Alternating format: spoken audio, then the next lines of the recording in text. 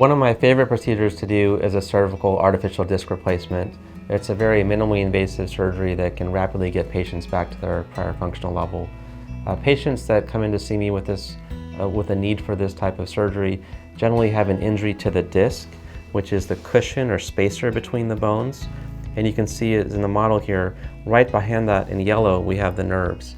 So when the disc is injured or it's bulging or herniated, it often puts pressure on the nerve, and that can cause a lot of pain, not only in the neck, it can also cause headaches, it can cause shooting pain down the arms, one arm, even both arms.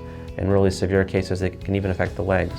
In a cervical disc replacement, the patient is laying on their back, and we make a small incision on the front of the neck off to the side.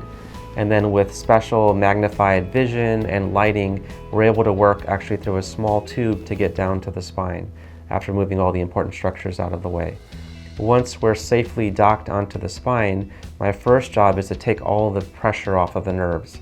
That often involves removing things like bone spurs, removing a herniated disc, and being able to see with my own eyes that the nerve in the spinal cord is now completely decompressed. Once that's been accomplished, we can't leave the patient with a gap in their neck where the disc used to be, so we need to fill that space with an artificial version of the disc, and that's an artificial disc replacement. And as you can see in the model here, that's made of plastic and metal, and the nice thing with a disc replacement is it still allows the patient's neck to move like a normal disc. So even though the disc has been completely replaced, we don't have to restrict the motion in contrast with a fusion where the bones are locked together. The nice thing with the disc replacement is it allows for more range of motion, and we're not waiting for bones to fuse together.